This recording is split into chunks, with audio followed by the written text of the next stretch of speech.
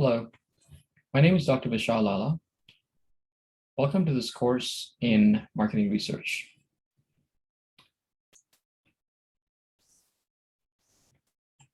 I'm going to give you a quick tour of the course, but first a little bit about myself. My name is Vishal Lala. I'm a professor of marketing here at the Lubin School of Business at Pace University. In addition to that, I'm also a data science consultant. You can learn more about me on LinkedIn. My formal degrees, my first undergraduate degree was in the area of chemistry. During my undergraduate degree, I was inspired by psychology. That led me to pursue an MBA in marketing, which basically, as I saw it at the time, was psychology applied to the world of business. Thereafter, I worked at UPS in India, where I was raised. My quest for more quantitatively based decision-making led me to pursue a PhD. At the time, I was very keen on looking at ways of structuring problems and looking at problems from a quantitative lens. I detested managers who relied on gut feel in making decisions. PhD at the time seemed like the place to be to learn more about such quantitative decision-making. At the same time, I was also keen on getting a deeper understanding of consumer behavior. While doing my PhD in marketing, I was inspired by computers, which led me to pursue a master's in MIS. During this degree, I took a bunch of computer science courses that gave me a window into the world of programming and computers. From a very young age, I've always been excited about all things data. In fact, during my PhD, I took more courses in statistics than in marketing. So my formal degrees, my preparation as far as degrees are concerned is in the area of marketing. I know how to work with computers. I enjoy leveraging computers to do statistics. I mention these because they're all relevant to this course. This is a course in marketing research where we're going to leverage machines to analyze data, amongst other things. This is one of many courses that I teach in the area of analytics. Other analytics courses I teach include predictive analytics, data mining, data analysis, visual analytics, and an analytics bootcamp.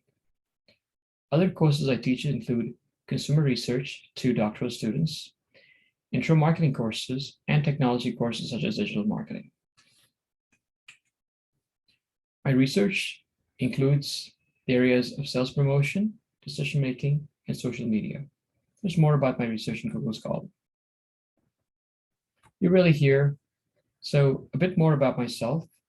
I enjoy spending time with my two sons, Rohan and Nikhil, who are 10 and 11 years old, respectively. Rohan is 11, Nikhil is 10. I enjoy working with all things data. In my spare time, I enjoy poking around, finding interesting data sets, and poking around those data sets to find interesting insights about them. When I'm not wrangling data, I'm out in the gym working out or getting a swim in. I enjoy playing volleyball also. I like all the outdoors, and if I have any spare time left, I'd love to be out in the outdoors. I care a lot about protecting animals. Before I can tell you more about this course, let me tell you a little bit more about the things that inspire me about this topic. The topic is, in fact, of course, marketing research. What inspires me about this topic is that it's focused on business problems, specifically solving business problems by gaining insights into through data. It looks at human psychology. It involves leveraging data and making sense of large amounts of data using statistics. And lastly, what inspires me about this course is the fact that marketing research is not only about learning about or deriving insights from data gathered through a survey and other such methodologies, but also telling stories about the insights or findings. Telling stories using compelling visualizations. I'm hoping all these things come to bear on this course, and you're able to take away some valuable insights and valuable learning from this course. This course as such is an application-oriented course, which is going to focus on the marketing research process utilized by firms. The course covers research design, measurement scales, questionnaire design, and we'll spend a lot of time analyzing data gathered from surveys and secondary data. And finally, we'll look at ways of presenting results in a way that'll motivate action. There's no better way to learn than by doing it. As the Chinese proverb goes, tell me and I forget, teach me and I may remember, involve me and I learn. It is by engaging you that I hope I will take you to a higher level, a place of greater learning. The structure of the course is as follows. Given, we'll discuss a certain topic in class via a lecture. The recordings are available and will be available to you. And then you'll have an opportunity to demonstrate your learning of the topic discussed by doing an assignment on it. An assignment is a great way to learn because you're actually putting to practice what you learned. Ultimately, what you learned through assignments is what will be tested on the final exam. They say there are second chances. In life, there are second chances and even third chances. Well, sorry, let me say that again. In life, they say there are no second chances. In this course, however, there may be second chances and even third chances. And I'll tell you more about, for some of the assignments, the ones that are auto-graded, you have the ability to learn from your mistakes. In other words, if you don't do so well in an assignment, you will have a second chance. This gives you an opportunity to correct the mistakes you made. I will consider your highest score. So if your second attempt is in fact better than your first attempt, your second attempt score will count. And if you don't do so well in the second attempt, you have one more chance. There isn't an unlimited number of chances because I think that'll just encourage guessing, and I don't want that. I'd like you to learn. I want to just mention one more thing here, that this opportunity to learn from your mistakes using repeated multiple submissions is only available for a few assignments that have the auto-grading capability built into them. It doesn't apply to all. So 6 of the 10 assignments afford you the opportunity to redo an assignment in previous score, but not all assignments. By the end of this course, I'm hoping you'll learn how to develop research designs to gather primary data and learn about the variety of secondary data sources available. I'm hoping you'll be able to develop instruments for collecting data, such as questionnaires. I'm also hoping you'll be able to analyze the data gathered, whether through primary data or from secondary data sources, using appropriate statistical techniques, whether it's regression or factor analysis, or some other such technique. Finally, I'm hoping that the findings that you learn about or get from the analysis, you're able to convey using compelling data visualizations. All these topics will be put to practice using software such as SPSS and Tableau, web tools like Qualtrics, Social Explorer, Google Trends, and so on. And they'll enable the application of these research concepts that I just discussed above. The textbook for this course is Marketing Research, Methodological Foundations by Gilbert Churchill and Don Iacobucci. In addition, I think you would benefit greatly from a book by Andy Field called Discovering Statistics Using SPSS. This would be particularly handy for anybody who is leery of the statistics in this course. There are many LinkedIn Learning courses available that help you learn more about topics that involve analysis and many other things, but particularly in this course, I've noticed students in the past struggle with analysis. They spend countless hours on YouTube So there are instead, is a better way to go about it. You can click on this LinkedIn Learning link, and it will take you to a page where you can see many courses that involve the use of SPSS. I recommend the course SPSS Statistics Essential Training for anybody who anticipates struggling with the statistics in this course. Now, bear in mind, LinkedIn Learning is available for free to any Pace University student. You've got to make sure you navigate through this link, and then when asked, enter in your Pace credentials to access the LinkedIn Learning course that this link leads to. We'll be using many different software in this course, including open web tools like Google Trends. We'll be using web-based tools like Social Explorer, Qualtrics, and so on. I will make sure that all the software, if they're not already free, are made available to you at no cost. The materials for this course are all available on Classes, including lecture slides, articles, and so on. The course platform is Brightspace or Classes. So the assessment of this course, and pardon the typo here, involves 10 assignments worth 500 points, and involves an exam worth 500 points. So this whole area is all blue. We don't have points for class engagement because this is, of course, an online asynchronous learning course. And there's no way for me to judge that, and therefore the final exam will account for not 400 points, but 500 points for half your grade. So it's a big chunk of your grade.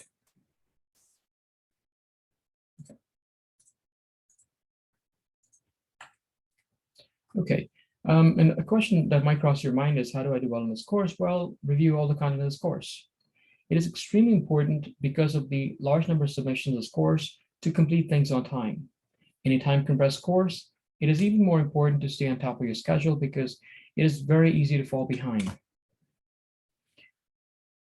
At the end of every semester, I ask students who have taken this course how they made out, and I ask them to offer suggestions to future students taking this class. The feedback that they've offered is compiled in a Qualtrics report, which you can view by clicking this link, Learn from Survivors. Who better to ask or learn from about what to do well in this course than somebody who's taken this course and completed it successfully? The feedback shared here is anonymous and unfiltered, uncensored. If there's any offensive language, excuse me. Now, I would like to close by talking a bit about my personal philosophy that ties in really well to this course. It's really important to show up. Show up. It's an online class, but show up. Make sure you do your work in time. Make sure you watch the videos. Don't make excuses. Don't waste your energy finding a reason to explain why you didn't do the assignment or why you didn't finish things in time. Just finish them in time. You'll do that by working hard. So make sure keep at it. There might be times when problems are daunting and you might feel like they're overwhelming. Well, take a break, walk around, drink some water, clear your mind, come back at it. Don't quit, don't give up.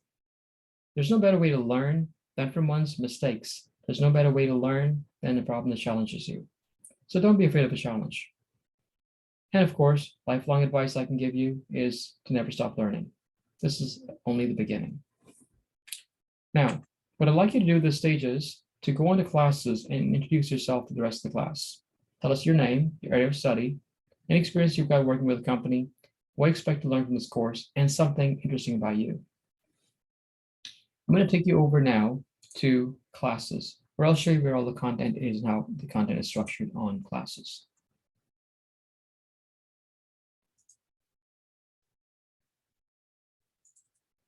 So here is our interface for Classes for this course. Under here, you'll see these different blocks that have our modules that have content under them. I'm going to first click on here, Content, and I recommend going through this particular path as you navigate this course. So clicking on Content takes us into different sections that show us what this course contains. So as you go in out here, you'll see on the left, there's a syllabus right up top. Let's click on that first. And that pulls up for us the syllabus. And then under that are many content modules. Let me quickly review what's in the syllabus, and we'll kind of make our way from there into, into the other elements of the course.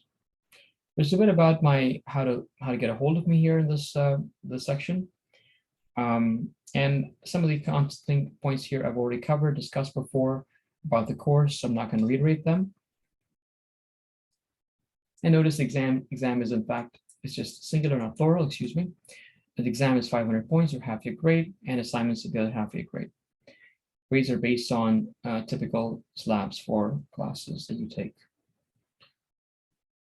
Okay, and onto the course schedule. Now here is the course schedule that lays out very clearly what we'll be covering on what day. Now, this is an online class, which means the content is available to you, but I have set up release times for the various content to keep you on track, not to overwhelm you, while at the same time to make sure you're constantly working for the 6 weeks or so this course is going to run for. So on Tuesday, May 31st, you've got the introduction, review course details, and then review marketing research and approaches to marketing intelligence, chapters 1 and 2. There'll be a video on this topic I'll highlight very soon, and you can watch that video to learn more about this course along with the slides. And of course, you've got the textbook material for this chapter. On June 3rd, we've got more content here. On June 3rd, we're covering research process and problem formulation and secondary data. Again, there'll be a video on this topic that will release around June 3rd. Typically, I've set release times for all the content to be at midnight. So on Tuesday, May 31st, midnight, 12:01 is when content releases. Similarly, on June 3rd, more content comes out again at 12:01 a.m. Right, so that's when your content will typically come out. Now, because it is the first week, I've shared a bit more content a little earlier, so this content is already available to you, but typically content will appear at 12:01 a.m. on the date on the left. Now, on the right, last column, you have an assignment noted here. So assignment 1 then is due at or before 11:59 p.m. Eastern time, of course, on June 6th. Which means if you wait until midnight, June 7th, or a minute after, the assignment will no longer be available. Now, assignment 1 is already available. Assignment 1 is based on what we covered on June 3rd. So you can learn what's on by the content on June 3rd and complete assignment number 1. It's important now to complete this assignment before June 6th, end of day. End of day is 11:59 p.m. Eastern time. Right, and so going forward, you can see the same concept applies to assignment 2 on secondary data, another one on secondary data as well. It's based on secondary data topic, and it's due by end of day on June 10th. Assignment 3 is similarly due on June 13th, assignment 4, June 17th, and so on and so forth. I cannot emphasize enough how important it is for you to make sure that you complete the assignment in time. If you miss it, you lose those points. So it doesn't hurt to take a stab at an assignment early, and especially for assignments 1 and 2 where you got multiple cracks at them. You ought to take a crack at them well before the due date, because you have 3 attempts. For assignments 3 and 4, you don't have multiple attempts because those are the ones that have to manually grade. However, it doesn't hurt to submit before. And if you feel like your submission isn't good enough, you can always resubmit. I will consider your latest submission in grading. Okay, so this is the schedule then that lays out what we are doing. Now, typically you'll notice a pattern out here. I have set dates of Tuesday and Friday for content. Well, it turns out many Mondays are holidays, so it ends up being a lot of Tuesdays and Fridays, but I meant to do a lot of Mondays and Fridays. So whenever Mondays are not holidays, you'll see a Monday, Friday kind of schedule here, where we have something on Monday, something on Friday. I feel like breaking the content down like this, again, will keep you on track as you go through a very busy semester. This is indeed going to be a very busy course. We're going to cover a lot of ground, and we're going to cover a lot of topics on research designs, secondary data, questionnaire design, analysis, and data visualization. A lot of these topics are highly sought after by folks in companies, from ad agencies to small .com startups to marketing research firms. So I think this course will make a big impact on your LinkedIn profile, and I'm hoping you have some positive outcomes from this course. The course will end on July 11th, that's 7/11. That's when the final exam will be. The exam will occur, again, I'll share information about the time of the exam for you.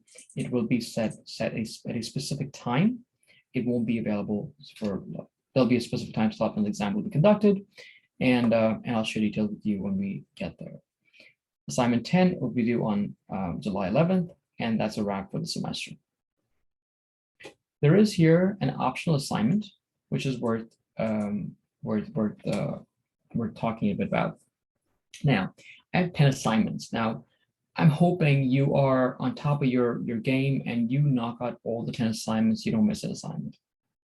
But there are times it's possible that you are not able to do all the assignments.